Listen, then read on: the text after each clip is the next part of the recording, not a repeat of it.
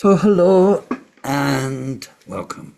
This is our fifth session on the 7 points of mind training, 7-point mind training from the great master Atisha as it's passed down through our Kamakaju lineage. So good morning, good afternoon or good evening, wherever you are.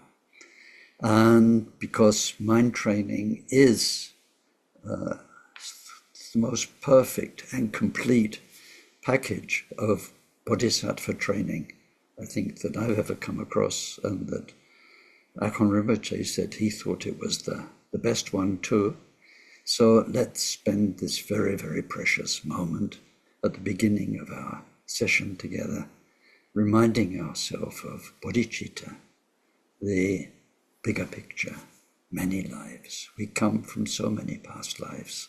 We have so many more lives in front of us, and we want to make them good lives, wonderful lives, where our loving, compassionate heart just gets better and better, and where our wisdom becomes clearer and clearer, and we're on the way to enlightenment for ourselves and for everyone, as the words of our prayers say so beautifully.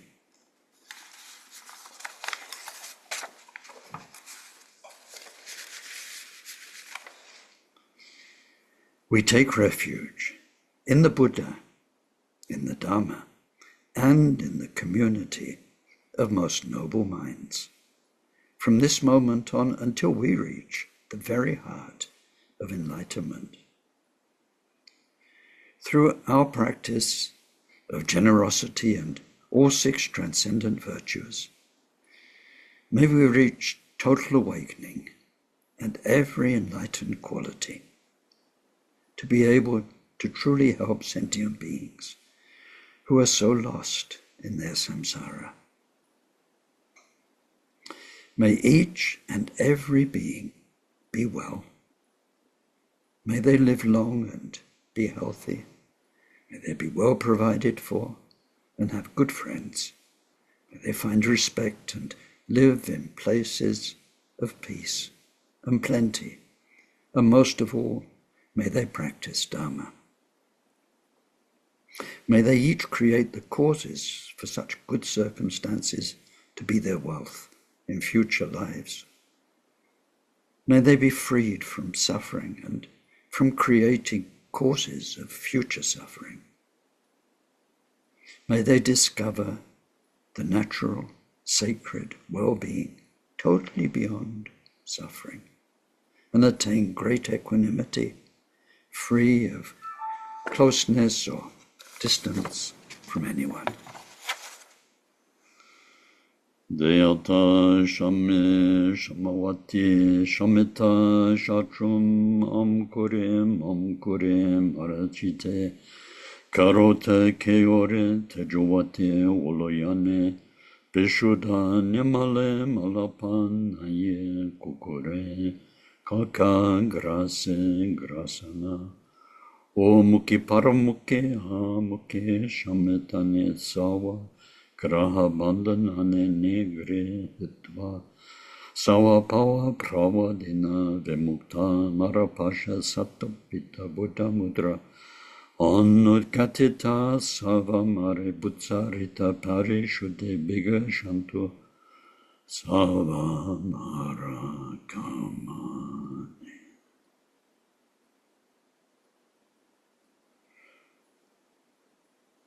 Glorious Guru, source of all blessing, ever present above our heads on lotus and moonseed, through your immense kindness, ever sustain us, that the accomplishments of body, speech and mind flow from you, and we are one.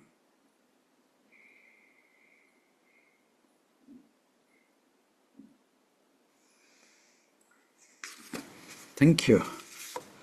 So now let's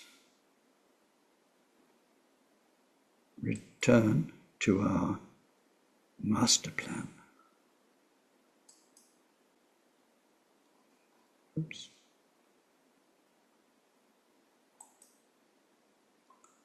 Thank you. Can you wave a hand if you can see the mind map? Yep, thank you. So the blue bits are 7. They are the 7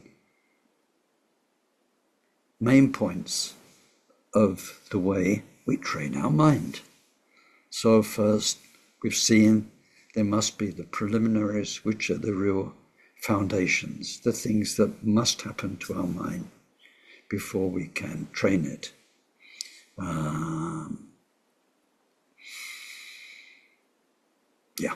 So we've looked at that.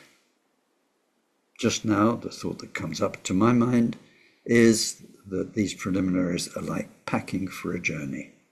You need to pack well, and then your journey will go well. We're in point 2, the second blue lozenge, which is called the 2 bodhicittas. And the 2, so it goes into 2 sections, ultimate bodhicitta, and we've been briefly through those points. So we saw 5 points there. How to meditate on ultimate bodhicitta so that bit by bit we come to actually gain experience of the truth of ourselves and the truth of everything, which is called ultimate bodhicitta. Bodhicitta, remember, means Buddha mind. So Buddha mind as it is ultimately, those 5 points of meditation, instruction. And then we moved on to how do we train in relative bodhicitta. There we have 4 key instructions. That's where we are at the moment. Alternately practice sending and taking. These 2 should guide the breath. That's one thing. 3 objects, 3 poisons, 3 roots of virtue. That's the second thing. Third thing, in all your activities, train with phrases.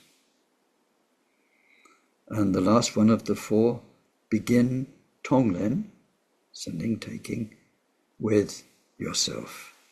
So let me just...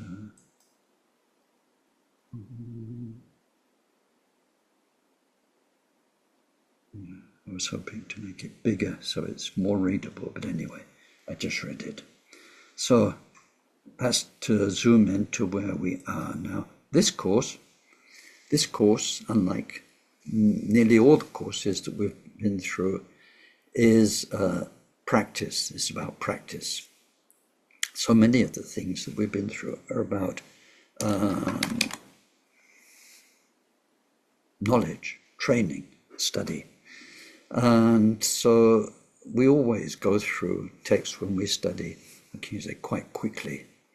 It's a bit like tourism, okay, you've got 1 day to do Milan, and then we're going on tomorrow. You've got 2 days to do Rome, and then after that we're on to wherever next. It's kind of a quick whiz through. You see the main things that everyone sees, and then before you know it, you've gone on to another topic. When we are studying this practice text, we're not so much interested in going from idea to idea so that we expand our knowledge base and we fill in the gaps and we get the overall structure of Dharma clear. We're not doing that. It's now the tourist bus has dumped you in the 2 bodhicittas and it's coming back next week or the week after to pick you up. So we are spending quality time exploring these teachings, instructions. And although this isn't formal instruction in the 7-point mind training, we are looking at what the formal instruction involves in quite some detail. So that's what we're doing. And we're in the section called the 2 bodhicittas, and we're in the part about relative bodhicitta. So let's, how can you say, flesh out the overview of this. We're talking about relative existence. That's not some abstract idea. That's you. That's you, like it or not, or like yourself or not. You are you. And you've got your karma. You had parents, we can't change them. You got those parents this time around. You got these brothers and sisters. And if you've got children, you've got these particular children. And you were born in this particular country and in this particular time. All of that's your karma. It's not just very real, it's totally real for you. And you can't switch it off. You can't switch it off. You've got to live with it. So relative bodhicitta is about how you live with it in the very best way. The characteristic of this relative world is duality. And so there's you and there's others. And the other, of course, includes the material world, country, politics, history, what's going on around you. That's the other. The quality of the other is you can't change it very much. And very often our efforts to change other people cause a lot of trouble. And they don't work anyway. People have their own karma. So, and then we can contribute to life. We can make a difference, as people say. We can, and we should. That's all what the bodhisattva training is about. But you realize, once you really give it your best shot, that each other being has their own karma. And then there's collective karma, and there's the history of the world, and so on. Now this, when we come to the Tonglen practice, very, very important. Although we are making the difference that we can make, because we're part of it all, so we can make a difference, and especially locally, around us, and the people we know, we can make a bit of positive difference, one hopes. The main quality of all of that, and other people, including our very, very close friends, family, loved ones, is they have their own karma. So we learn about that, and that's part of the preliminaries, really. It's part of the teachings, karma, cause and effect, and the nature of suffering and impermanence, how people change. That's the preliminaries. But whereas we can only do little to change other, we can do everything to change ourselves. This is a very, very vital message of all our Buddhist masters. And this is where our effort should go. And we need to be realistic about it. Like it or not, you are a you. You are somebody's father or mother. You are somebody's brother or sister. You're somebody's son or daughter. And you're the person they have to live with if in your workplace and around. You're somebody's next door neighbor. You are you. And so it's a question of identity. How, we have this, lots of debate these last 20, 30 years. How do you identify? There are some people who, when it comes to sexuality, and so we understand through a debate like that people don't necessarily identify themselves as they are identified by others. And if you look closely, all of our life has been determined by how we identify ourselves, our hopes, our dreams, our fears, our hopes, what we want to be. When I started out, I wanted to be a musician. Well, that didn't work, but that's what I wanted to be. That was my dream, was to write songs with deep meaning and sing them, and people would listen, and there'd be kind of helped, inspired. So that changed. But for the time, for a couple of years, that's kind of defined me. And I was also a spiritual seeker. And there's all sorts of things. So when you look closely, how you define yourself, and it can be a miserable definition as well. You can define yourself as worthless or whatever. Very often because of childhood and all that sort of, it doesn't matter. The point here is how you define yourself has very much defined the life you've led. And so what we're looking at with relative bodhicitta is, as long as you are somebody somewhere, what are you going to be? And more importantly, because this is a path, a journey, what are you training to be? People who want to be a doctor, they can't just go and be a doctor. Although some do.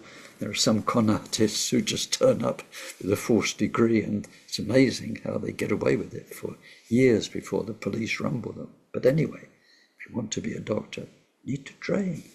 You need to train for it. So that vision of what you want to be. I have somebody, a friend in Zimbabwe. She's at school still. She wants to be a doctor. And she's just about to sit her O-levels. And it's hard work. It's hard work. But she's really doing it because she wants to be a doctor. So relative bodhicitta is rooted. Now this is the heart of it, is how you see yourself and what you see yourself becoming, and what you're prepared to take on board in order to achieve that aim. If you want to be a doctor, it's a lot of study, and it's a lot of competition, and that kind of thing. But because you envision the end result, maybe actually you visualize it, you see yourself there with your white coat and your stethoscope and, helping people. Or maybe it's, excuse me, I've got my telephone open because I've got a very important call coming sometime in the next couple of days.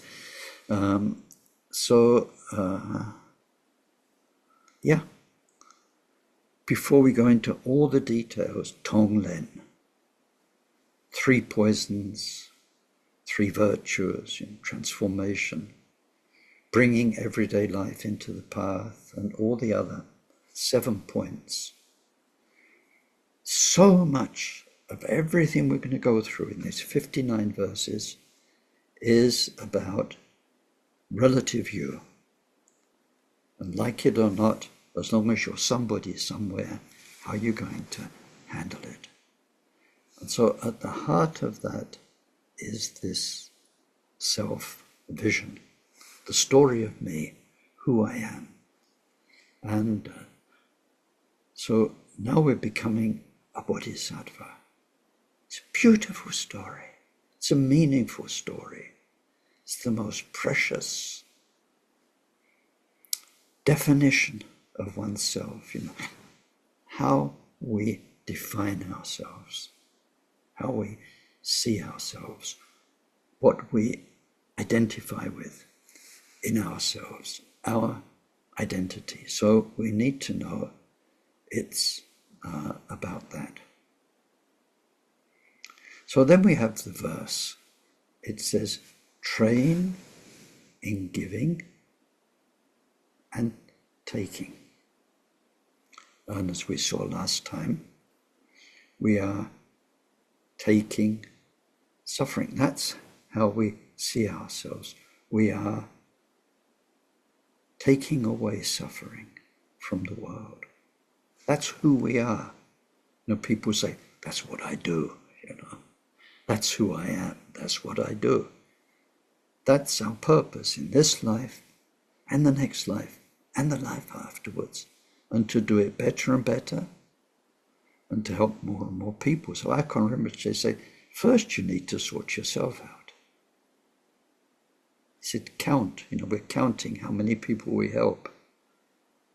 If you can be okay with yourself, at peace with yourself,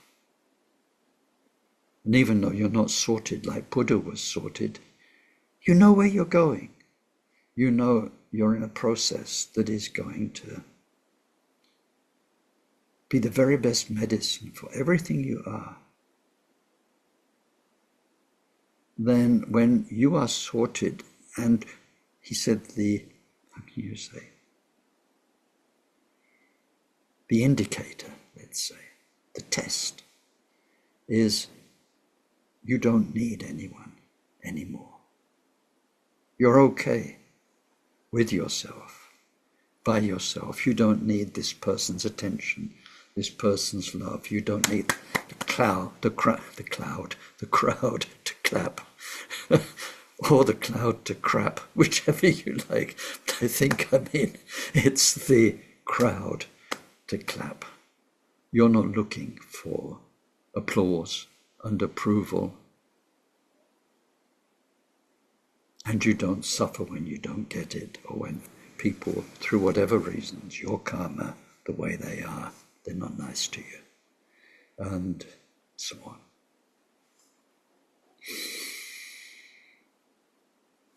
You're okay.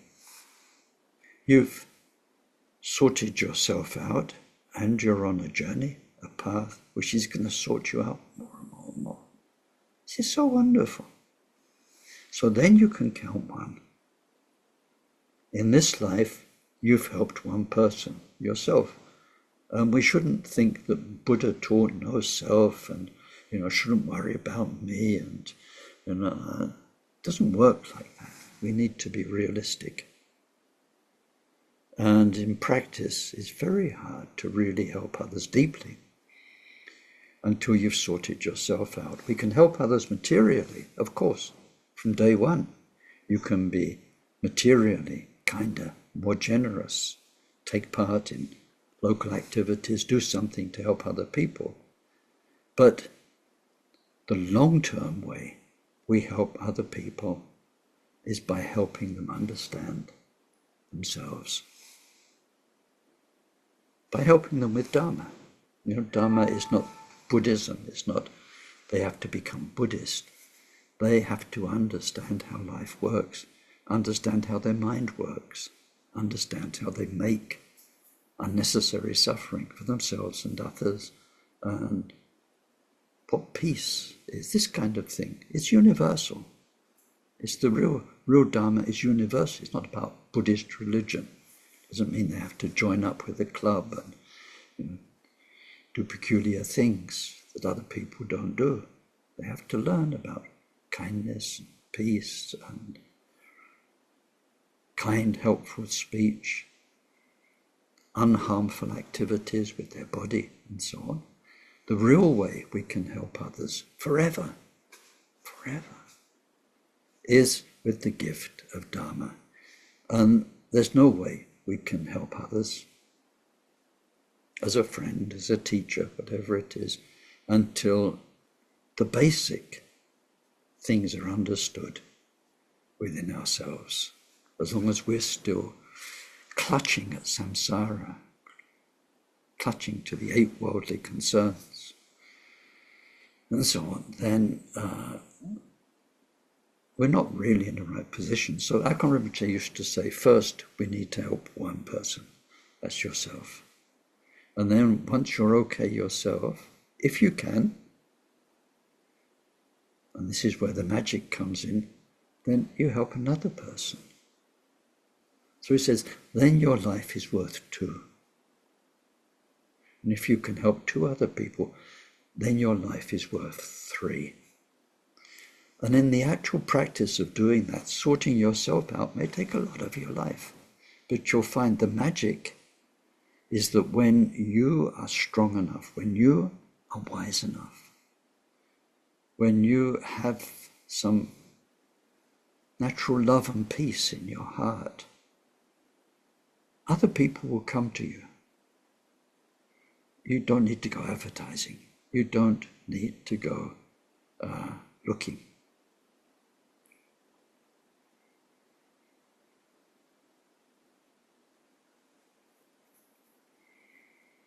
I won't go there, but I just want to mention one of the big, you call it traps, poisons, mistakes in Dharma, is an urge in some people who want to be teachers before they're ready. And some are very convinced they've got a lot. They don't realize how little they know. They think they've got it all worked out, and they want to teach, and they're not ready. They're not ready. But then that needing to teach spoils their lives. So humility is very, very, very important. But anyway, we're not going there. That's a particular, how can you say, specific area of teaching in itself. So here we're looking at really helping and long-term helping. So then we can start to appreciate the bodhisattva levels. When you've broken through to Buddha nature and you're a first level bodhisattva, then your life is benefiting about 100 people. So when you see how hard it is to really benefit one other person, really and truly, then you can understand that if your own serenity, your own lack of need and peace and all of those things that a first level bodhisattva has, means they are there for 100 people, a shining light, somebody reliable they can turn to, always there for them. Then we can see what the path is about. It's a very real, hands-on growth where your life is more and more given to other people naturally. But first, we need to sort ourselves out. So this will actually be the last bit of this instruction. When it's talking about Tonglen, it says, start Tonglen with yourself. And understanding the need for that, the power of that, the beauty of that, the necessity of it, very, very important. So anyway, who are we? We are there to lessen the suffering of the world. This is the taking. And the word says, train in taking away the suffering. Train your mind in taking away the suffering and in giving the happiness. So we need to train in taking. So when we do Tonglen training, we're trying to become more and more aware of others and their suffering, and we are training our mind to hope and pray that one day I can do something to help people in this suffering. It's like, I just give my own example, right? My teacher was Akon Rinpoche. He was a Tibetan Lama, a Dharma teacher. He was also trained as a Tibetan doctor. Of course, he didn't have much time in his life to practice, and in the West, not allowed to practice anyway. Rules are very strict. But for those of us who were close to him, he did help us with Tibetan medicine, and it was wonderful. I mean, he saved lives. And I've seen, as my life's gone by, what a beautiful thing it is to help people physically, be a doctor or be somebody, nurse, be somebody who can help people in their physical suffering. So, sort of working back from Akon Rinpoche, Gampopa. My life has been blessed by working on Gampopa's main text to translate it. I feel inside very close to Gampopa. He was a doctor and, of course, a great Lama, lineage holder. So in future lives, if it's possible to combine the two, I'd like to be a doctor Dharma teacher, right? Couldn't do that this life. But I've had some idea. Akon Rinpoche himself brought Tibet's best doctors to Samiling. We had 6 years of medical training, and I got some insight into Tibetan medicine. It's wonderful. Insight into how human body and mind work together. So I wouldn't want to lose that. I'd like to take that further. But then, what I do, if we go back to that, what Ken does, is Dharma study, Dharma teachings, and so on. So I don't want to lose that. That's the main thing. So you see, I have this vision of myself where I want to go. And so just now, when we do Tonglen, we are training in taking. And if we can't, so we can imagine taking away the suffering, any suffering, you can imagine. That's the wonderful thing with imagination. You can imagine anything. So we can imagine, if only, do you remember last week before? Chimaru, if only I could take away even just a bit of that person. So you can imagine that 100%. But this imagination, this definition of you, this is why I'm alive, to learn how to help there. If we go back to Akon Rinpoche's example, when he was escaping from Tibet, it was a long escape. It took so many months. And at one point they were in a cave, starving to death. They had no more energy to continue their escape journey. They were just sitting there, 13 of them, waiting to die. And he said, even though most of us, there were lamas, Rinpoches, everyone was Buddhist, said even though we had all that training, he said, when you are that hungry, all you can think of is food. That your mind goes to Dharma, you go to prayers, but then you're just thinking of that. If only there was just a bit of food. And so he made a promise at that time, if I survive this, I'm going to help the hungry. And he did survive, by their karma, their good fortune. Then some hunters turned up and gave them food, and they were able to carry on their journey. And then his life evolved through being a refugee in India, and he came to the West and started a Dharma center and all of that. But once the Dharma center was up and running, then this material care for people, giving them food, giving them shelter, giving them education, became a bigger and bigger part of his life. And he actually ended up doing it on a material level of feeding, shelter, healthcare, and education.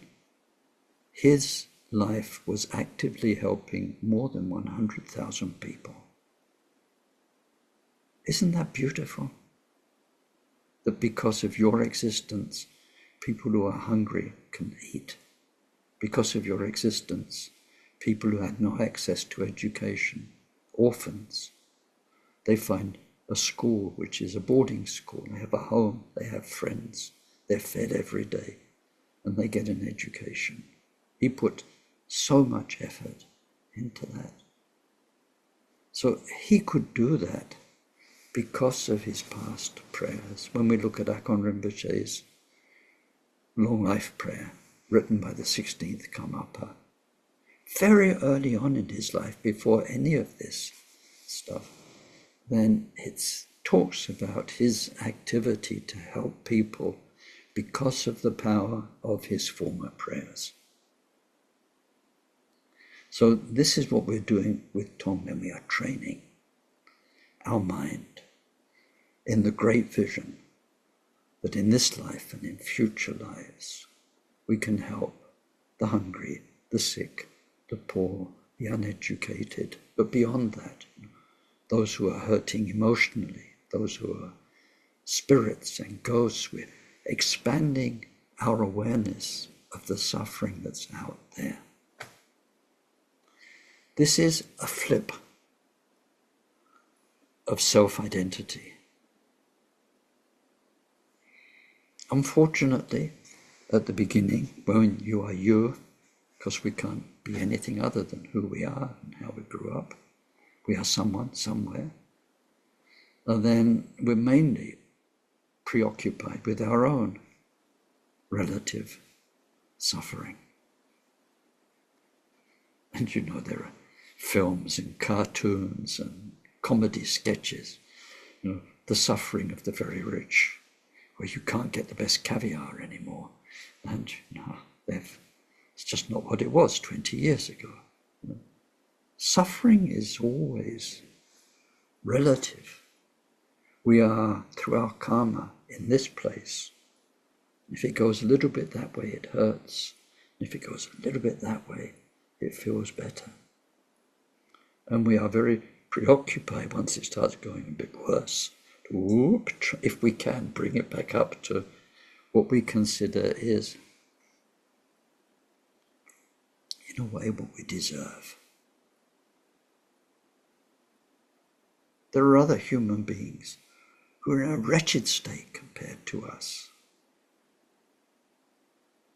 But we somehow, because we carry our karma, we have a feeling, based on our recent history, that kind of, this is where I ought to be, this is what I deserve, this is all right. Oh, this is an added bonus.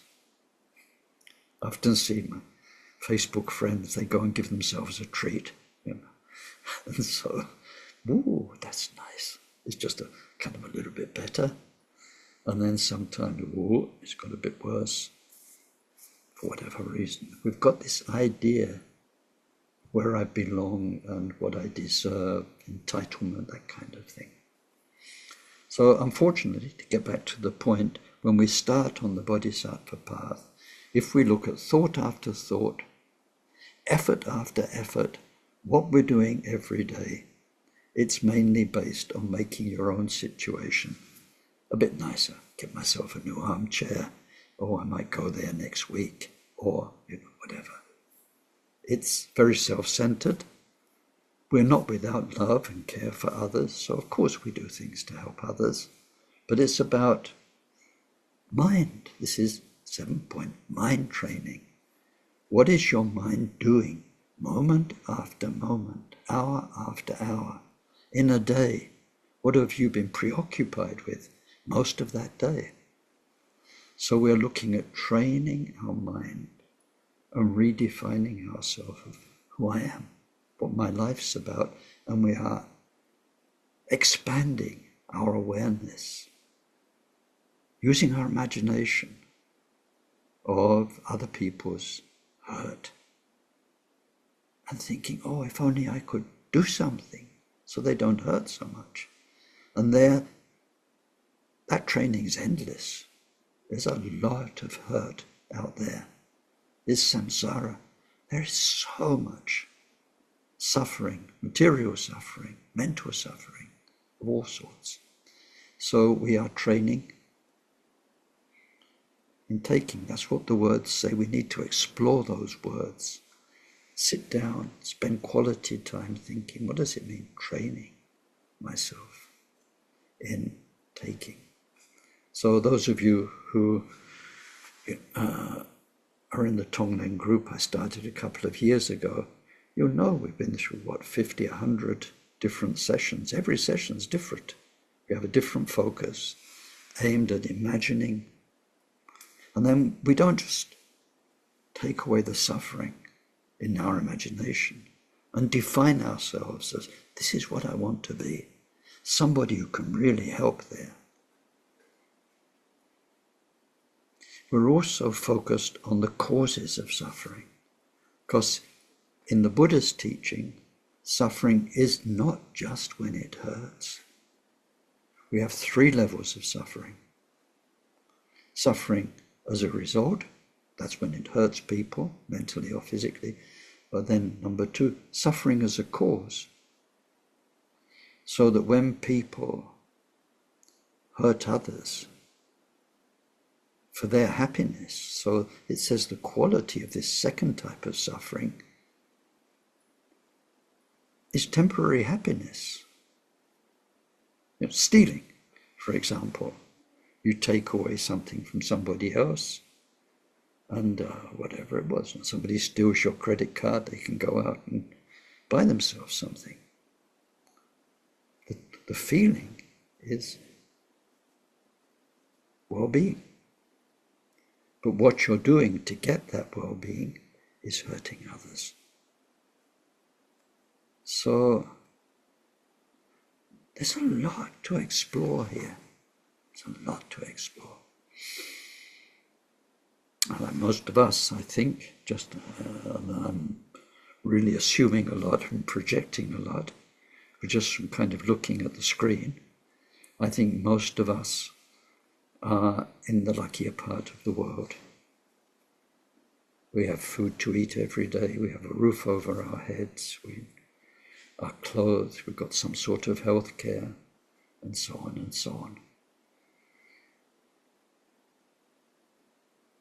So whatever you call it, modern Western world, the advanced countries, Western Europe, USA, quality of standard of living in those places. So I don't know if you've seen this kind of thing that if everybody in the world, all 7 billion, were brought up to this standard of living, we would need, 3, 4, 5 more planets, because the resources in the world aren't enough for everybody to live as well as I'm living. And I'm aware of that. I'm aware of it. Very, very aware of it. It's why some people go away to caves to retreat and so on. So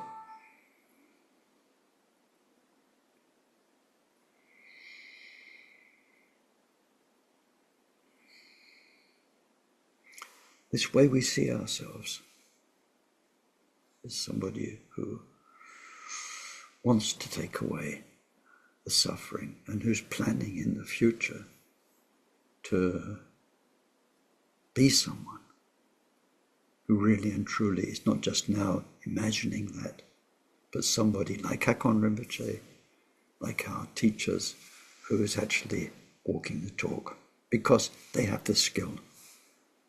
So then we look at the causes of suffering. That's the point I sort of got diverted away from. Second type of suffering is people who, for their benefit now, are causing suffering for others. So when we train in taking away, we are taking away the causes of future suffering. That's trickier. We're looking at why are human beings exploiting each other? Materially, of course. There's a lot of awareness of that environmentally now. The people who suffer so the rich people can get their goodies. A lot of awareness. But then emotionally too, how we exploit each other in human relationships. People dominate each other, use each other, abuse each other. So when we are taking in the suffering we're also taking in these causes whereby people are getting their own well-being by hurting others. So why are they doing that? It's because their mind is still centered in self-interest and doesn't care for others. So we are imagining all sorts of versions of that, causes of suffering. We've taken in our imagination, for instance, poverty.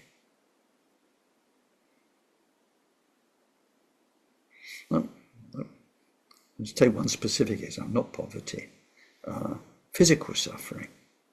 I'll take my own example, migraines. I often quote this because I had a life of migraines from the age of 6 to 40 something, so 30 more years of violent migraines, 1 day, 2 days, sometimes 3 days in the dark, screaming in pain, and really horrible.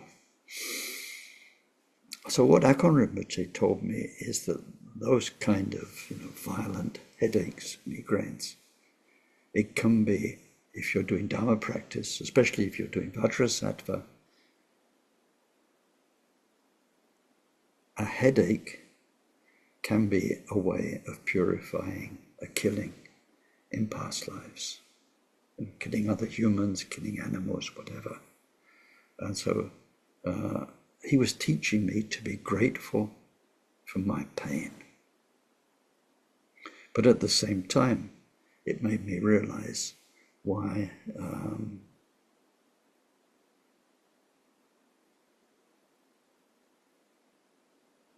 people in the past life I must have killed. Killed for food, killed for pleasure, killed for anger, whatever it was. But I had a lot of killing karma to get rid of. Simple as that. So, sorry I'm wandering a bit, but I hope it helps flesh out this idea. I remember one of the most embarrassing moments of my life. Those of you who know Samiling know that you come down the hill to Estelmuir. There's this big hill. You sort of come down it and there's this feeling almost there. So I was driving the 16th Karmapa down that hill and I saw men with dogs and I thought they were sheep dogs. And I said, oh, look over there. I thought he'd see sheep dogs herding sheep, which is quite a nice thing in Scotland. But it was the local lord with a shooting party and the dogs were the dogs and they were shooting birds. And so he was was horrified. The compassion, the pity that people could do that for pleasure. He was,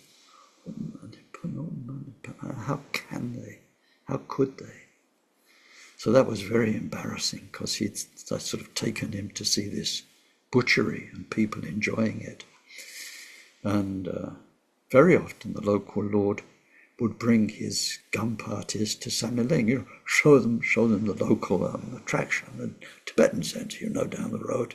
And so a Land Rover would come with a couple of sometimes very, very important people. And my job, because of what I did at Samiling, was to receive him. He's actually a friend, a very nice guy. And apart from the shooting the birds, and my job was to receive his guests. So there were prime ministers, first ministers, Rothschilds, people like this, but they were basically there to shoot birds.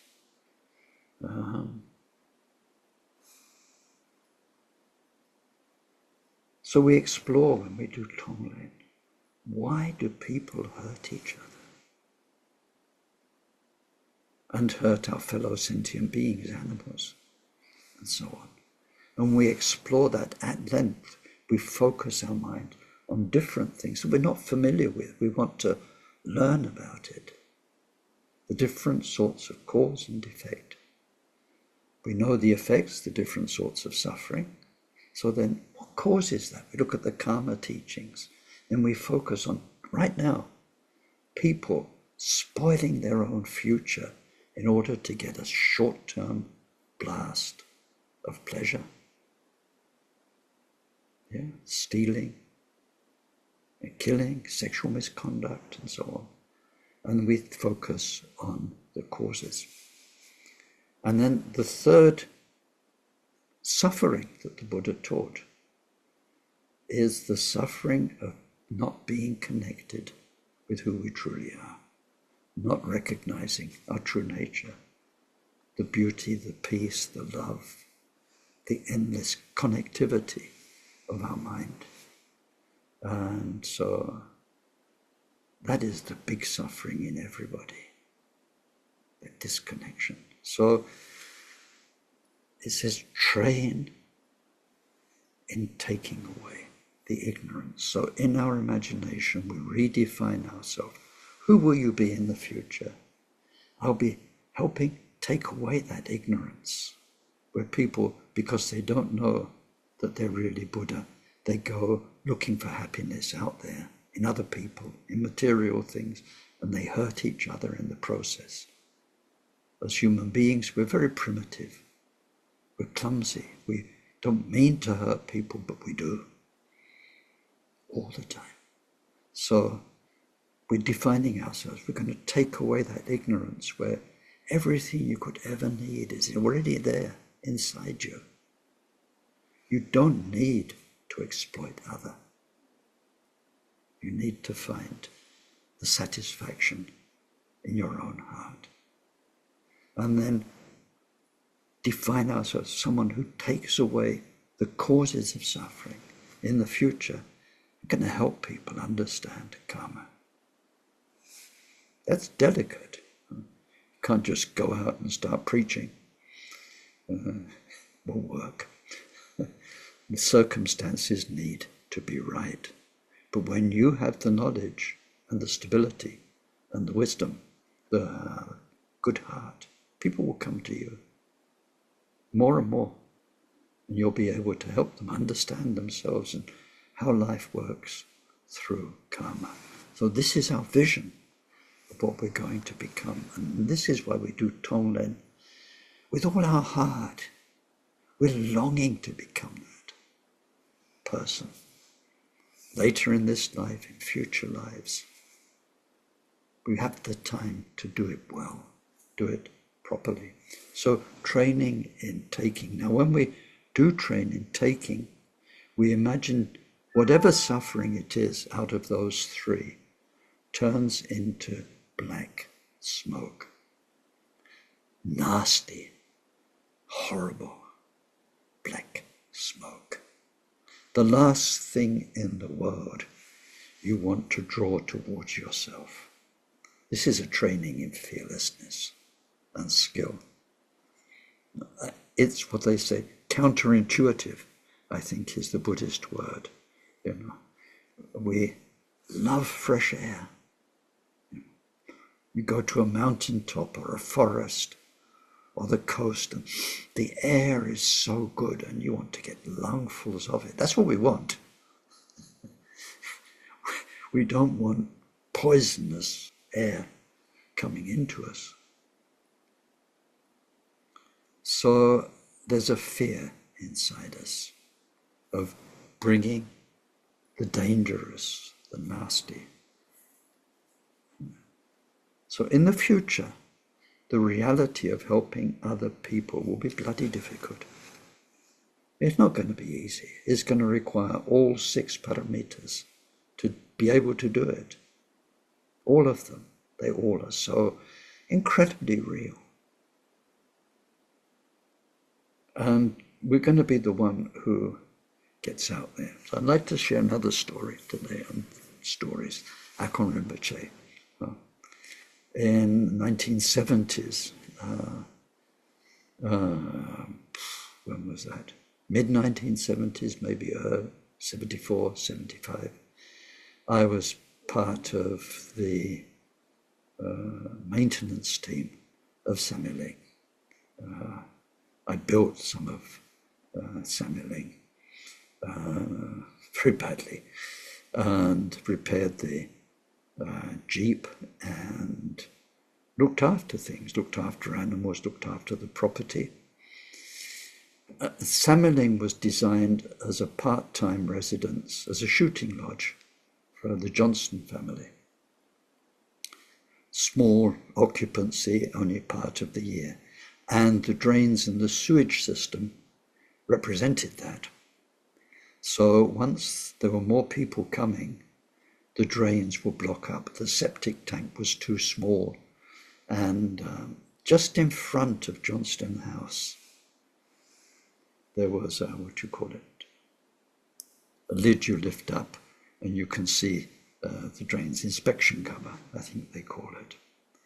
So all of the sewage from Samiling had filled up this pit, a pit about 1 meter by 1 meter, and it was flowing over the top, so the metal lid was kind of bouncing up and down every time somebody flushed a toilet, which meant that between Johnston House and the septic tank by the river, all of that was blocked.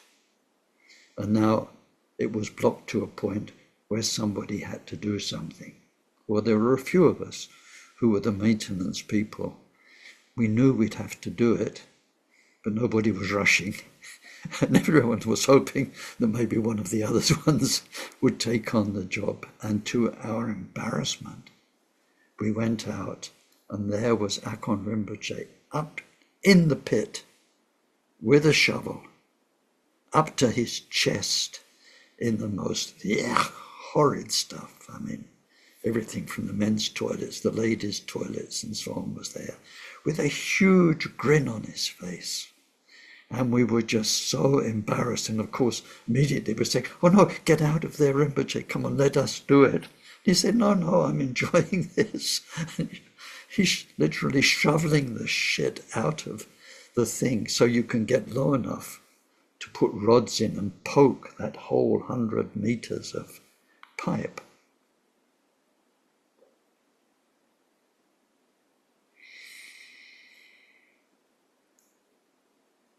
It's how he was.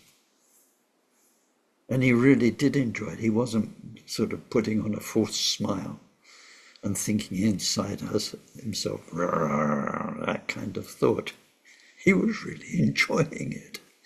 He was and setting us an example we'll never forget. Never forget.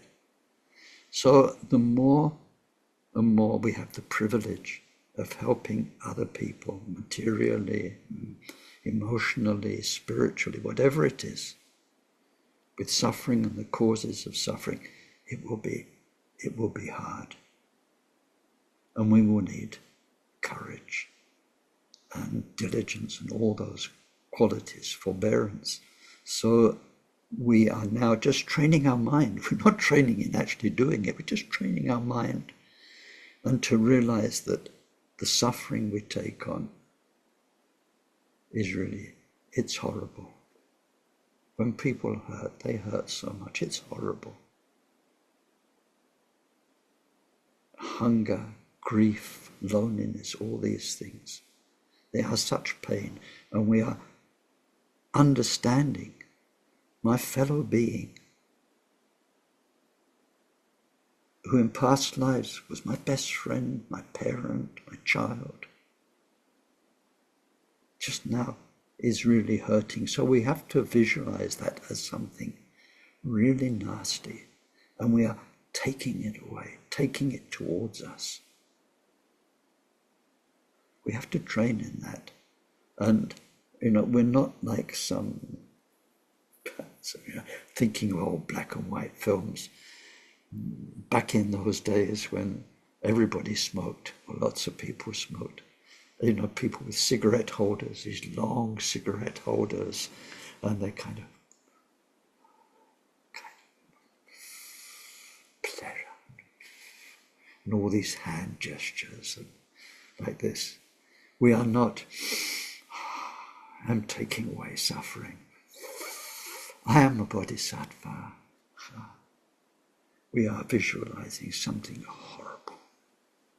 And we are happily getting involved with it, taking it away. And the person really is lighter. They are really helped.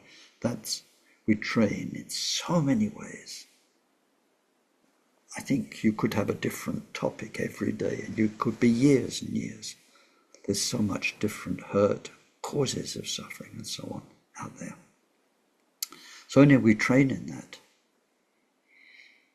And it says train in taking and sending. So if we were just doing that, that could be quite depressing. Because there's a lot of suffering out there. That's with the in-breath. With the out-breath, we train in sending or giving. And this is the opposite. It's beautiful. We are giving relief from whatever suffering we're focused on. People who are greedy, people who are sexually exploiting, people who are physically hurting other people. We are giving them the release from that, the causes of suffering, and then the actual sufferings people go through. We're breathing white light that goes to them and heals them, and it really works in our imagination. It really makes a difference. They have that lightness, that feeling of relief. And we imagine breathing into them the wisdom to handle their own situation. So they don't just depend on something from the outside to help. They're getting wiser and wiser at helping themselves.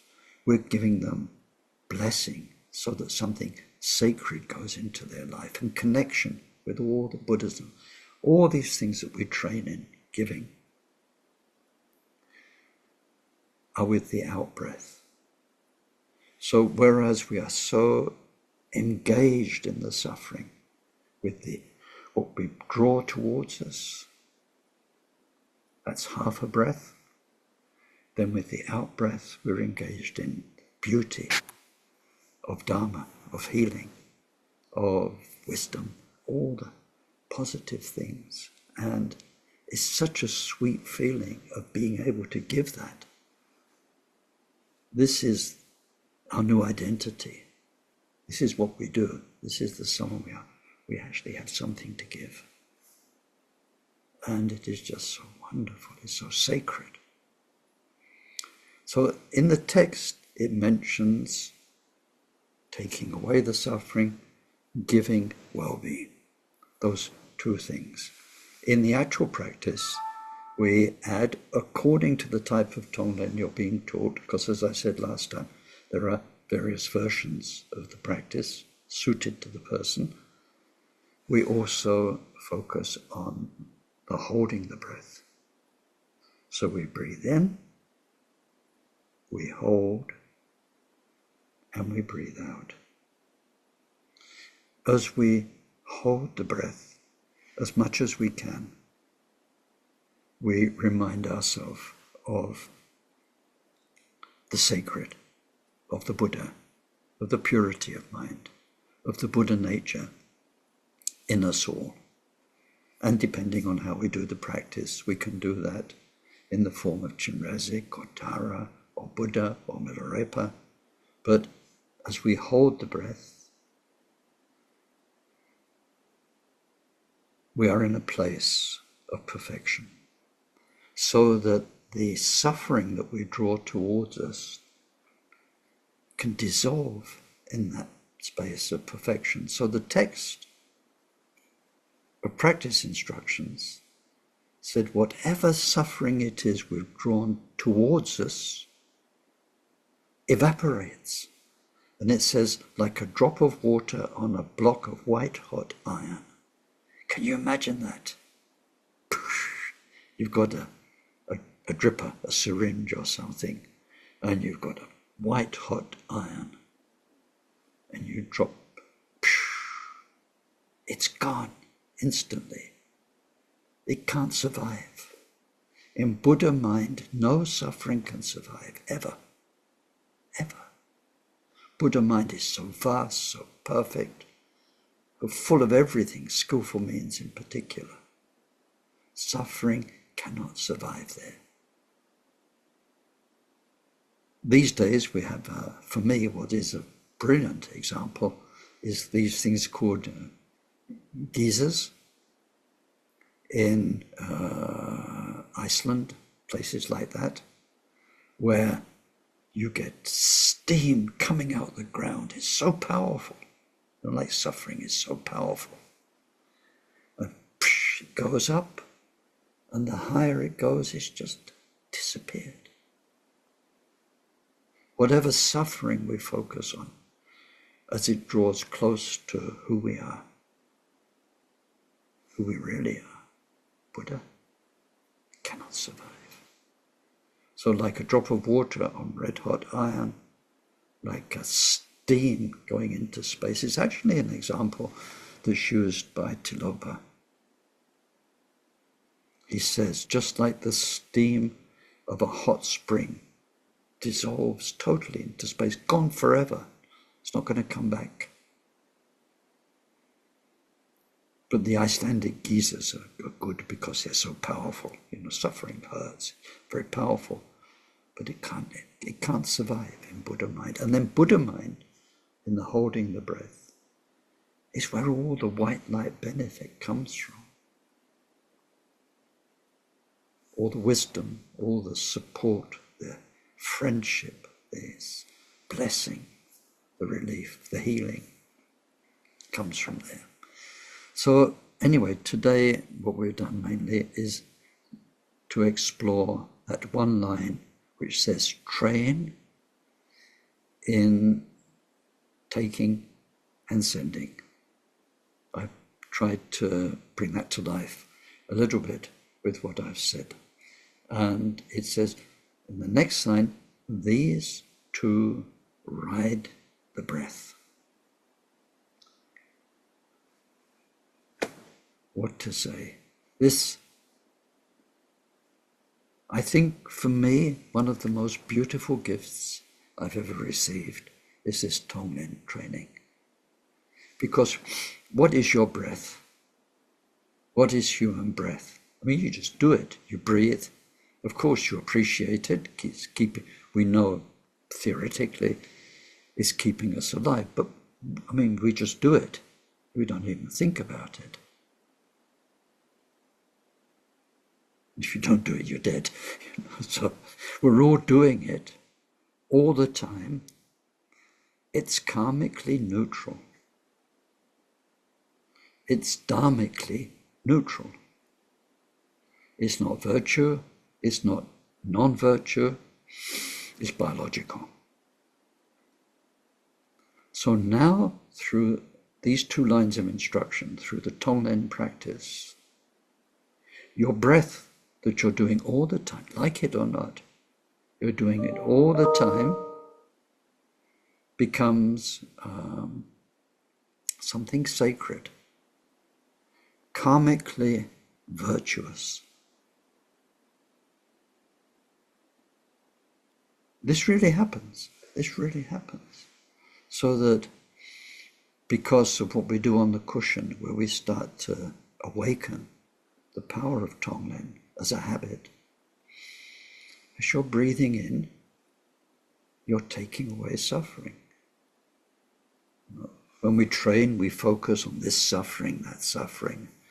And we've got a way of doing that so that in the session, whatever we focused on, like if you focused on cancer, then you expand to everybody who's in hospital or hurting physically, and we always come back to the bigger picture. But in general, the in-breath, we are just taking the black smoke of suffering that's everywhere, and with the out-breath, we're giving all the enlightened qualities, the healing. We are giving out light and peace, friendship and comfort, all the things that we did in our beginning prayer. Long life, good health, people have friends, they have respect, all these qualities. We are breathing out. Your in-breath is compassion. Your out-breath is compassion. You're making good karma all the time, and you are changing who I am. As long as you are somebody somewhere, this is who you are. You are the bodhisattva. Your breath becomes something which is so sacred. Now, if you look in Christianity, if you look in Sufism, if you look in Hinduism, if you look in Buddhism, breath is our connection with the divine. It is in Christianity, the very life that God breathed into the first people. Deeper Christian practices, beautiful practices of desert fathers in Orthodox Christianity and so on. One uses visualization and breath together to experience the sacred. Same in Sufism, same in Hinduism. Of course, breath is sacred in yoga. We have lost the feeling of the sacredness of your life breath. So just now it's keeping you alive physically, but now it's keeping us alive spiritually. We are not forgetting our purpose, the wonderful potential of this precious human existence. As we breathe in, we're taking suffering. If we train to hold the breath a bit, every breath we spend a tiny moment with Buddha nature, the divine. When we breathe out, we are giving all those beautiful things. It is wonderful. How could you not do this once you know about it? How could you not want to train and train and train so that this is really happening, rather than just walking down the street? You are living compassion with this thought. And then, of course, if you are walking down the street, you'll see suffering in different forms everywhere. And it's automatic. We're just taking it in and we're giving to the world around us what it needs to be a better place. So relative bodhicitta is about accepting the fact that we do exist in a relative world, taking full responsibility for that, continuing on this journey of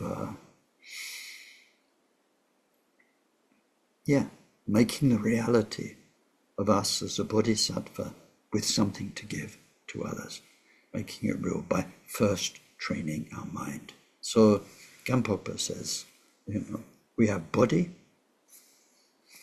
You got one too? Look, I got one. Got a body. Till I die, I'm stuck in this thing. I see life through these things in the front. I hear stuff through these. I got big earlobes and big ears at the side. I hear my version of life through this thing.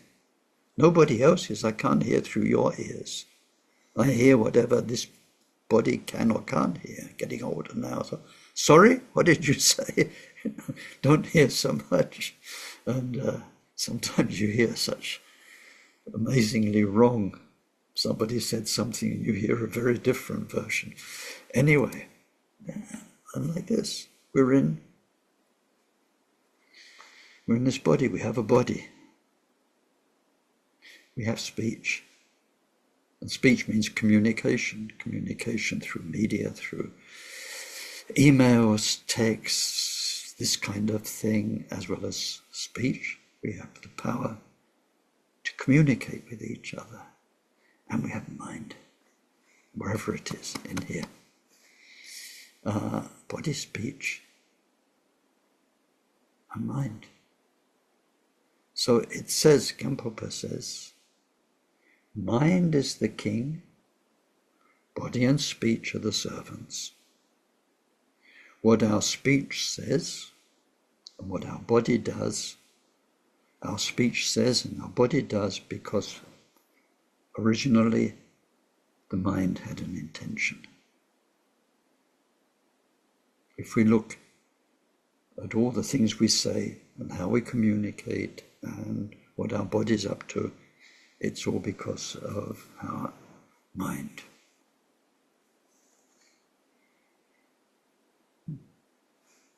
Simple thing, shopping. It's because our mind has made a menu for today or for the coming week, so that's what we buy. Our mind visualized eating those things.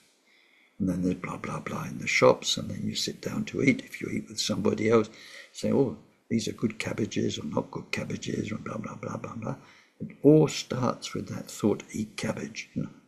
Somewhere there's an image of eating cabbage. Make friends with that person. Get rid of that person. Do this to the house. Body and speech are the servants of mind. So we are mind training.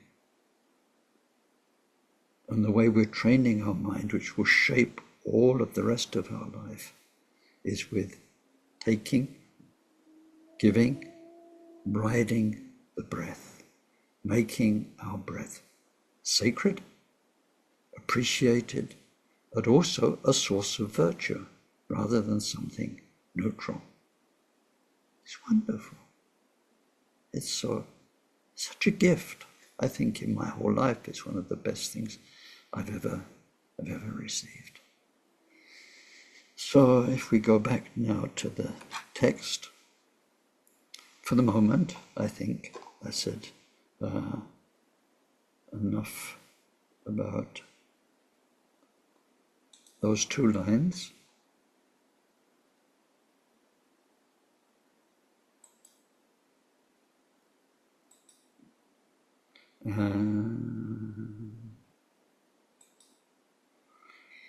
So, train in the two, giving and taking alternately.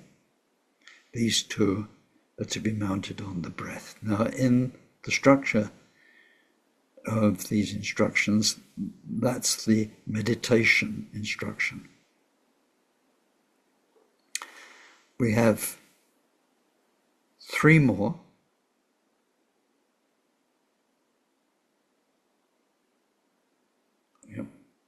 Instructions. They're to do with what's called post-meditation. So train in the two, Tonglen, giving and taking alternately. That's on the cushion. These two are to be mounted on the breath. That's on the cushion. That's where we train. And then post-meditation is where we bring that into everyday life. And so we get the instructions, 3 objects, 3 poisons, and 3 sources of virtue. So I'd like to, I've got another 5-10 minutes maybe, just to introduce this so you can start to explore it over the coming week. Then we'll come back to it next week. It says 3 objects, 3 poisons, 3 sources of virtue. Let's go to the middle one first. 3 poisons. We're in the world of poison here. Poison, these are the 3 main mind poisons, which I'm sure you've heard about in Buddhism, which are desire attachment is the first one, aversion, hostility, the second one, and ignorance, the third one. These are called the 3 root poisons. The first one has the polarity, like with a magnet, or 2 magnets. You've got 2 magnets, they can attract each other if you've got the right poles, and then they can repulse each other, so you can't even get them to touch each other unless you're really, really strong. The first polarity is the like this. So as we go through life, we can be attracted to things and then we desire them. We look into that in more detail in the 12 links of interdependence. It is very, very curious. First, we make contact, we see or we hear or we smell, like cooking. In Western Europe just now it's cooking time. Lunch is coming soon, so like this. So the contact is neutral. It's just registering a smell. But then there's feeling. Nice. So when, after the contact, the feeling is nice, then there is renewed contact because we want more of it. We don't just move on. That's nice. So we start thinking about it. That's chocolate pudding. And so we're thinking about chocolate pudding.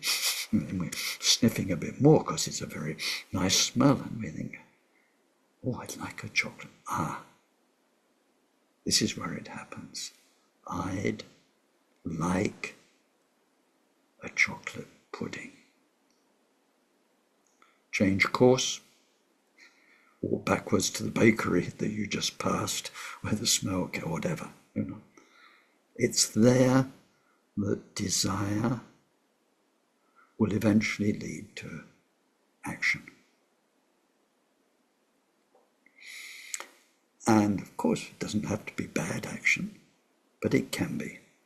So we see in terms of the mind poisons, what gets us into making harmful karma is desire. That's one of them. So when it says 3 objects, 3 poisons, then the first objects mean objects of the senses. So the 5 senses, what we see, what we hear, what we smell, what we taste, and then what our nerve endings feel, touch, etc. Heat, cold, hunger, thirst, all those things. Number 5. And then beside the 5 senses, what our mind can imagine, where our thoughts are taking us. So certain images in the mind provoke desire. Certain things we see provoke desire. Certain things we hear provoke desire. Things we smell and so on. So the 5 senses and our mental activity, number 6. Some of them are the objects that give rise to desire. Poison number 1. Poison number 2, hostility, aversion. Same thing, 5 senses, or where our mind goes, makes us feel uncomfortable. It's the poles of the magnet that repel each other. We don't want it, want to get away from it. So it's not the smell of chocolate sponge pudding, it's the smell of Sammy Ling's drains that are blocked up. So you want to get away from it, get rid of it. You don't want it in your life. I've had enough of this, I don't want this. That kind of feeling. So it can be the 5 senses, can be in your imagination, in your thoughts, where you've remembered something or fantasized something, and it's making you feel uncomfortable. So that's the second poison that can lead us into harmful actions, to get rid of what we don't want. Can do.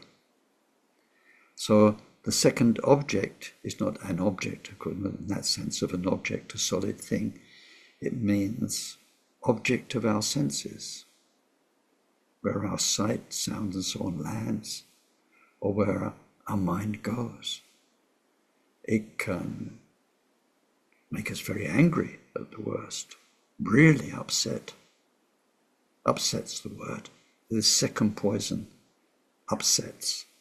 And we can be very upset or a little bit upset, so a little bit disturbed, but your mind is upset. It's not like the first poison. The first poison is like, because you're thinking of how it could be something nice. Desire. You don't desire what's not nice. Or we're attached to what we've already got. I didn't mention that. It's not a whole teaching on desire. Just to expand this.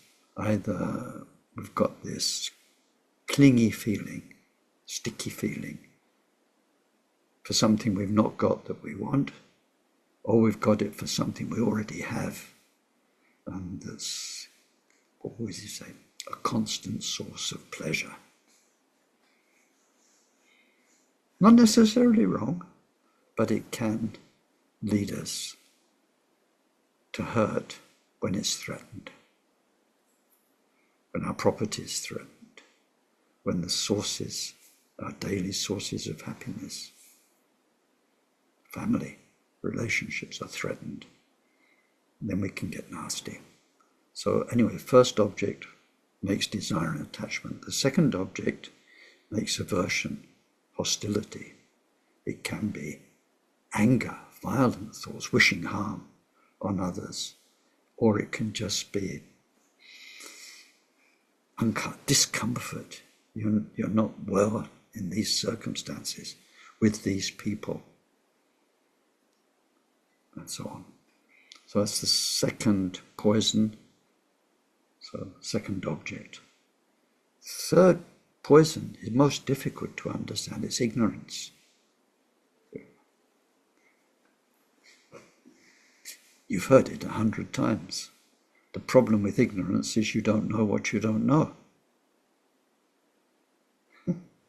How could you? Because if you know, then you know. I'm not talking about that. We're talking about ignorance means you don't know.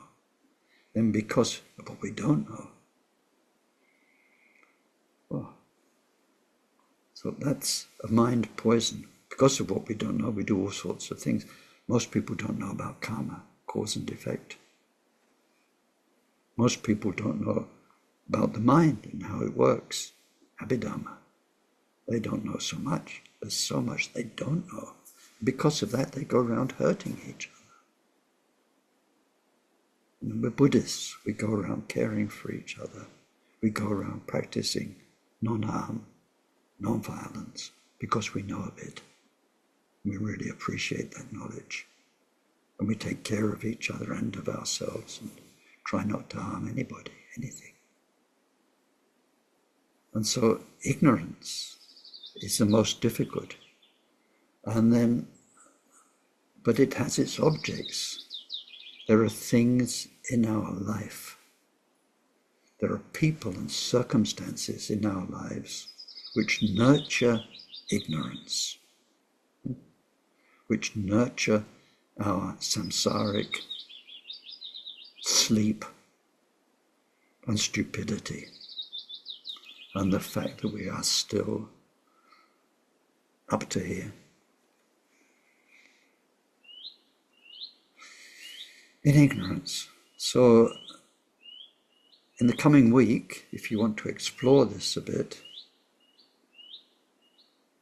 then through mindfulness, just kind of moment after moment, see what kind of responses life is triggering in you, people you meet, places you go, nice places, unpleasant places, what you hear people saying, all of this.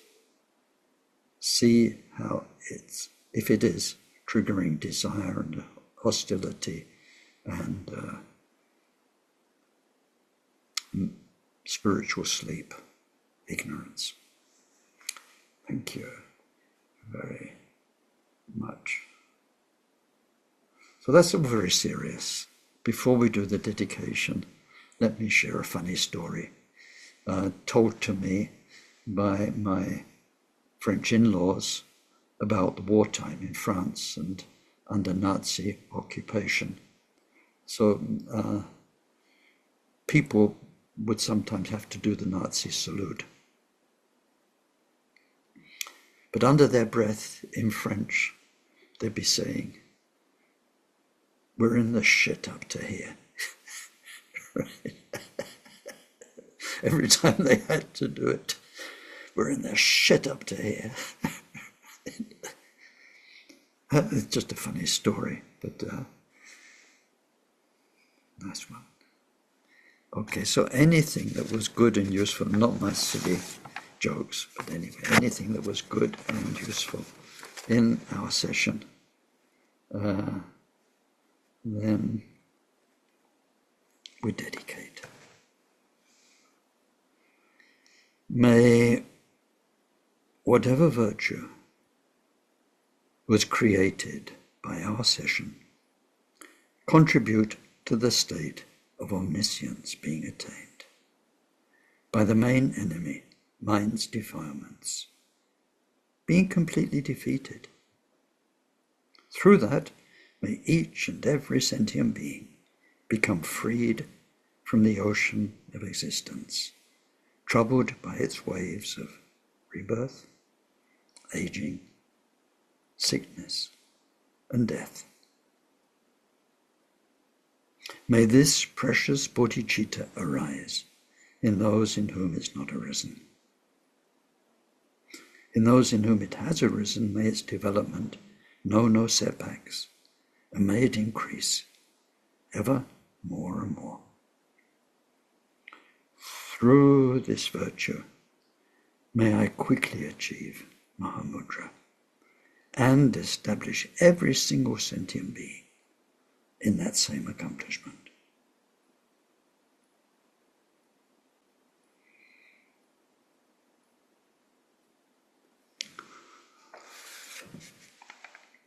Thank you very, very much for listening so diligently. And now it's over to you. If you've got something you'd like to contribute, and I'd like to say also hello to those I missed at the beginning. Nice to see you. And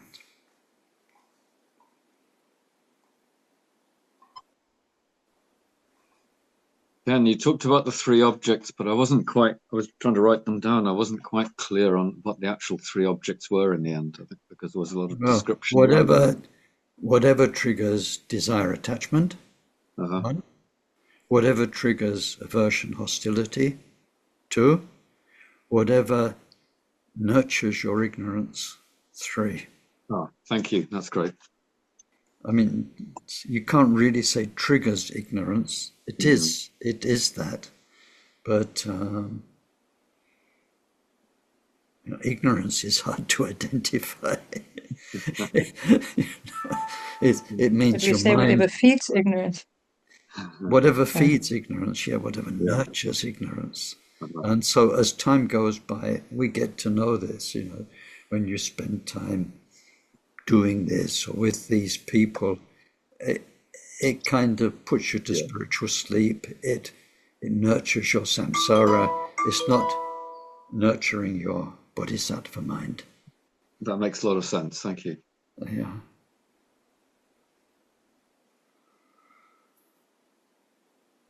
So when we explore this next week, we come to the third bit, which is how to transform those three triggers into three virtues, three areas of virtue. The writing's funny. It looks like three things and three results is three areas to work on.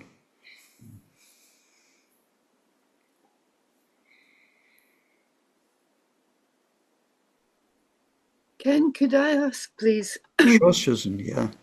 Earlier on in the talk, you were talking about the sacredness of the breath and just responding to seeing suffering, a situation or something you've seen. Is it all right just to do that sort of spontaneously without doing the preparatory processes that we were taught, without doing the Guru Yoga and so forth? You just do it. Yeah, of course. That's why these instructions are, there's something what you do on the cushion, which is where we train, I suppose, put it in easy words, in the feeling of it. You know what Tonglen feels like. You're there for people. You're really longing to relieve their suffering, even a bit. And then when you breathe out, you really have something to give, and you are giving, and you're feeling the impact. The feeling of it, the whole reason we're doing that in detail and in the particular way we do it in our group is according to the instructions of the first Jamgon Kongtrul Rinpoche, with a Guru Yoga section at the beginning, where we do the whole thing in the context of Guru Yoga. So most people in the world practicing Tonglen aren't doing Guru Yoga Tonglen. It's a special transmission that we're doing. But anyway, the whole point is that then, especially because breathing in, breathing out happens quite quickly, we're just doing it like that without the detailed thoughts and practice we do on the cushion. That's the whole point, is that it comes into our daily life. And then we have this kind of sacredness of the breath, because we're taking in, we're giving. Each part is compassion, relative compassion, ultimate compassion, relative compassion. Breathing in, holding the breath, breathing out. Yeah, of course. Thanks, Ken. Yeah, and you can combine it for those of you doing Vajrayana, because this is Mahayana Buddhist practice, full stop. We can combine it with Vajrayana Buddhist practice. Is we can be thinking at the same time, Om Mani Padme Hum, and that's not at all in contradiction. In fact, it's a very nice complement to breathing in the dark smoke, Om Mani Padme Hum, Om Mani Padme Hum, and breathing out the blessings, Om Mani Padme Hum.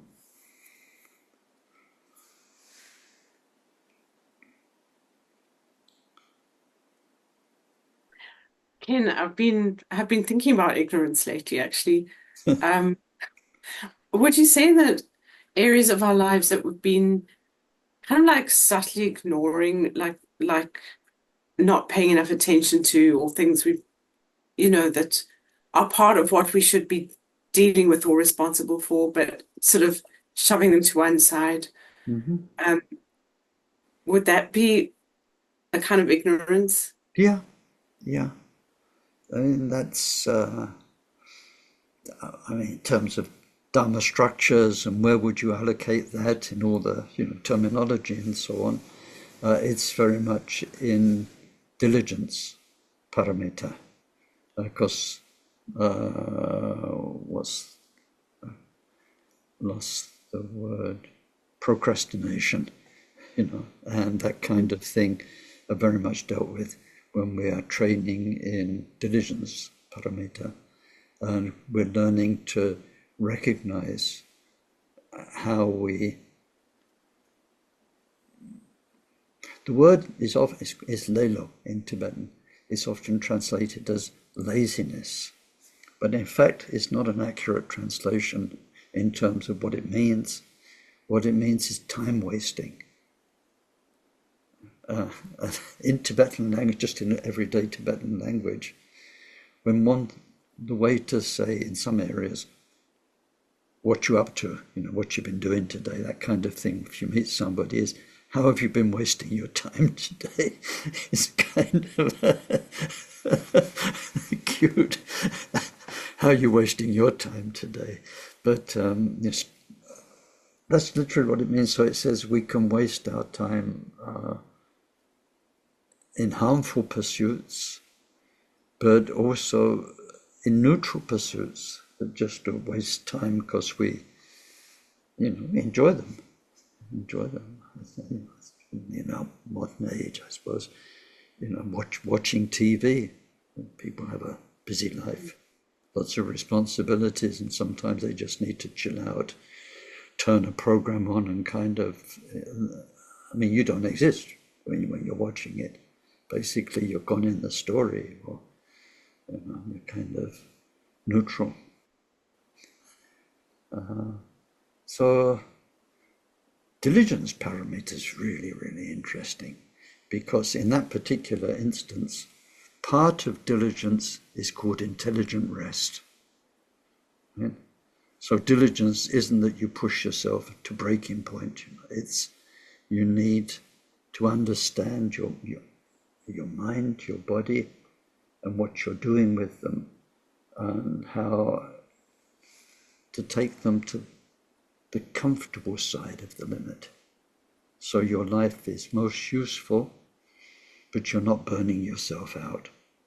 So one thing that helps with that is called intelligent rest, where you know how to stop completely and rest your body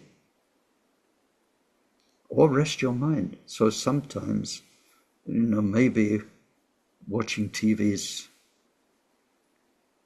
part of diligence, because your mind has just been so busy doing good things and taking responsibility that break is helpful. It could be. So diligence paramita is quite interesting. It says the paramitas, there are 6. They go from the easiest to practice to the hardest. So diligence is number 4. It comes after forbearance, number 4. It comes after forbearance, which is when you look at it, putting up with life, circumstances, people, remaining happy, chilled, undisturbed. That's really hard. Diligence is number 4. And so why is it so hard? It's because it's a level of self-knowledge that goes very deep. It's about understanding how you're investing your time, your energy, your hopes, your fears, all these things on a relative level, because we're accepting who we are, and you're living your life to the full without burning yourself out. So finding the edge. I saw something the other day, it's just trivial, but it's one person was saying, I want to overcome fear.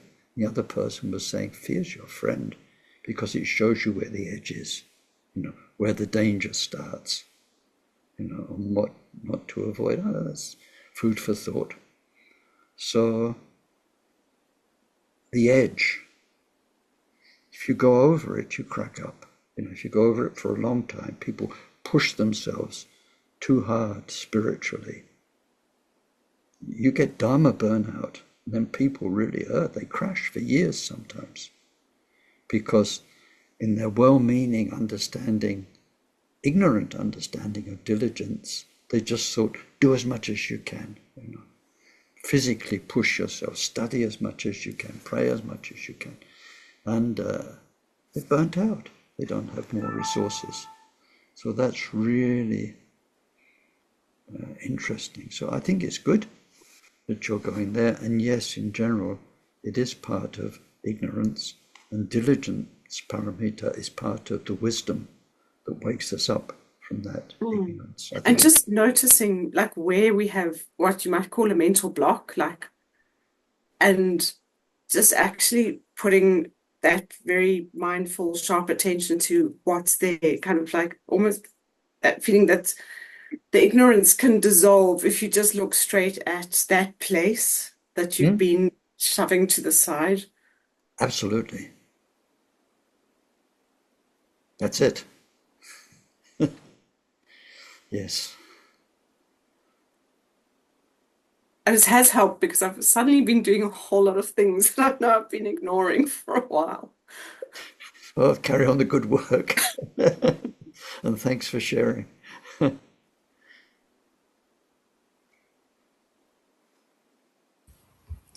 Ken, hi. Hi, Lisa. Yeah. Can I quickly ask, where would guilt come into that? Would it be sort of under hostility, really, when you just kind of when it comes to Guilt. Yeah, we've got the 3 main mind poisons, right? We expand those very often to 5, but then we've got 21 subsidiary mind poisons, that have all got their own flavor. So when we study the 21, then we say this is partly hostility, partly desire, like jealousy. Jealousy is partly hostility, partly desire, when we look at why are we jealous and so on. So guilt isn't in there. It's not in the 21, it's not in the 3, it's not in the 5. And it's a very interesting topic, and what the Tibetan Lamas like Taisitipu who came to the West say is, gosh, there is so much guilt around here. And they never met that level of guilt amongst Tibetans. So they've had to learn to understand what goes on, and guilt, and so there's a PhD to write on why is there so much guilt in the West, for whatever reasons. But anyway, guilt is a poison. And what we learn to do when we do Dharma practice, especially purification practice, is to learn, if we give them words, the difference between guilt and remorse. If you look at what is guilt, it's always based on the past. You did something, you feel guilty about it, whether it was 2 seconds ago or 20 years ago. Guilt is always based on the past, and we feel bad about what we did. Remorse is also based on the past, and we feel sorry for what we did. But then the difference is enormous. When it's guilt, the feeling of I is continuous. It's not, I did that. And with remorse, it's the person I was then did that. The difference between these two is enormous, because if we come back to today's topic, which was relative bodhicitta, is all about how you define yourself. Now you're a good person. You're a Dharma person. You've taken refuge, and you're doing your very best, because it takes time, not to be the person you were. It's not as though when you took refuge or when you took the bodhisattva vow, some Lama waved a magic wand and it all went away, and you were a new. I mean, you might feel like that. It's a lovely feeling, and it might last for a few days or a few weeks. But in the reality, we are creatures of habit. Some habits so deeply rooted, and they take so long to change. But the way we see ourselves is who I was then did that. Who I am now is somebody going somewhere very different. So the guilty feeling, it's I did that. Remorse is the person I was then did that. And I really feel bad. I hurt somebody. That was a shocking thing to do. And I feel remorse about that. And the remorse itself, it's said in the Buddha's teaching, actually purifies the karma you made doing it. And then in another one, we have 4 methods for purifying. The second one looks to the future, who I'm becoming. I'm never going to do that again, or I'm going to be doing everything I can never to do such a thing again. So guilt, in that sense, because it's prolonging the ego, is prolonging the me you were in samsara, is no good. It's part of ignorance. Part of ignorance. Yeah, and just I think what comes up for me quite a bit is the fact that I caused that, and I can't take it back. I caused somebody to be upset, but I can never take that back. I mean, it's that kind of very much kind of I, but it's the whole kind of situation where I created that suffering and I can never take that suffering back. That's true. But Yeah. the you were then created that suffering. Yeah. And that can be never taken back. Yeah. But important thing is, that's not who I am now, or that's not what I'm becoming.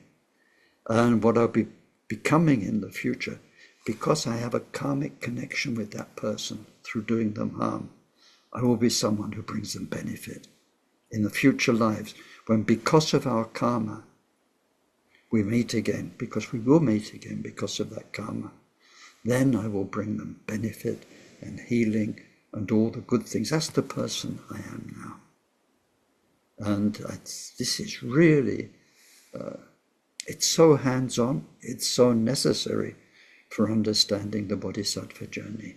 Yeah. This way we define ourselves. So an understanding the difference between healing remorse and the stupidity of guilt.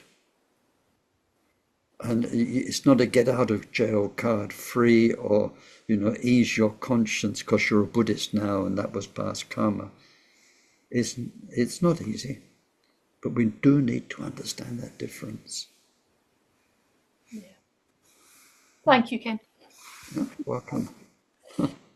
So, Ken, what I'm picking up from that is maybe that on the one hand, I have a sort of sense of guilt as being a kind of paralysis, a kind of being stuck in that previous situation and not really able to move on from it, just keep on punishing yourself, which can have its own complications. But whereas remorse enables action to change things and is kind of actually frees things up a bit. Yeah, gives you an opportunity to just do things differently. Whereas guilt getting stuck in the mud in a way, or concrete or something. yeah. Ken, can I just say about? Sorry, somebody else wanted to talk. Oh, go ahead, Steve. Okay. Through Vajrasattva practice, one of the things I found out that I had lots of guilt, but also there was a lot of shame as well. And part of the difficulty that I see a lot of people having is they say they feel guilty, but actually there's more shame there than guilt. And what I came to learn was that guilt was like the reality. I did that, I'm guilty of that. Whereas shame is just carrying it around with you all the time and feeling really bad about it. And like you say, the one thing that really took me out of that was recognizing the difference between the two and working on my shame, because I can't do anything about the guilt. That's happened, that's gone, that's the way it is. But the shame I can work on through remorse and having the resources to help me through that. And that was really a real benefit of the Vajrasattva practice. Not that I was a dreadful, terrible person, but I did a lot of things that I felt very guilty and shameful about. Yeah, so it's the same thing. Thank you for contributing. We're just using different words, but what's been done has been done. You can't go back and change it, as Lisa said, or like you're saying. But what we carry in the story of me, who I am, that can be altered. So I call that guilt, or you call it shame, and it's just a question of terminology. The thing that helped me was that guilt was like a reality. Yeah, I did that, shouldn't have done it, that was wrong. Yeah. Whereas shame was like an identity. Yeah. It was like who I am. I'm a terrible person because I did this. And it's like guilt was like a fact and shame was like an identity. A state of mind, yeah. And when we study shame that's one of the 21 subsidiary mind poisons, is an absence of a sense of shame. And we see shame, a sense of shame, is part of virtue. Because of the way we define ourselves, I couldn't do that. It would be too shameful if I did that. And so this absence of a sense of shame. In fact, there are 2 of the 21 are to do with that. One is in private, one's in public. So there are things you wouldn't do in private, because now the way you see yourself with nobility and purpose and so on, it would be shameful if I did that, thought that, said that in private, or did it physically in private. And there's another thing in public where you don't care what people think about you, and or what you do. So that's in this whole area of exploration, teaching. But shame, or the absence of a sense of, well, there's 2 things: absence of a sense of dignity in private, absence of a sense of shame in public, are 2 mind poisons where we have quite a bit of thinking research to do. Thanks, Ken. You're welcome. Susan, were you going to say something? Sorry, Ken. No, I wasn't. I've sort of done my bit for today. Okay, good.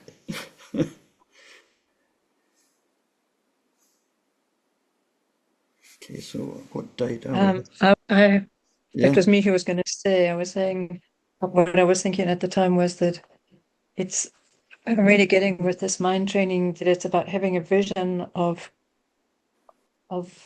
who we want to be, or how we identify ourselves, and that it's like the difference for me between that I was picking up between what you're saying with shame and guilt is guilt solidifies that sense of who I am. Like, that doesn't fit my sense of who I am or who I would like to be. Whereas remorse is very actively inviting it to change, to be part of something that is constantly evolving and changing, and that it can direct in a absolutely direction. Yeah, and I don't know if that's accurate, but I've really enjoyed having these reflections. Thank you. Yeah, we come back to this particular thing. We're in 7-point mind training, right? So point 5 is about applying the 5 powers in life. That's the first half of point 5. And the second half of point 5 is applying the 5 powers at death. And amongst the 5 powers we apply at death, as death approaches, when we're is that this power of remorse rather than guilt we use when we look back on our whole life, thinking what messed it up. And basically it's always ego, self-centeredness. But when we look back at the damage we caused others, we have a particular way in the mind training of looking at that and using it as an absolute determination that now I'm dying. Next time round, it's this never again. I've got a fresh start, a new life, and in the next life, it's a really powerful, because training the mind, we make really powerful thoughts. I'm never, ever gonna do that. Never again. No way. In my next life will I make the mistakes I made in this life. So there is very important, that is remorse, very clear-cut acceptance of the harm we caused, recognizing it. But that's not me now, and certainly next time round.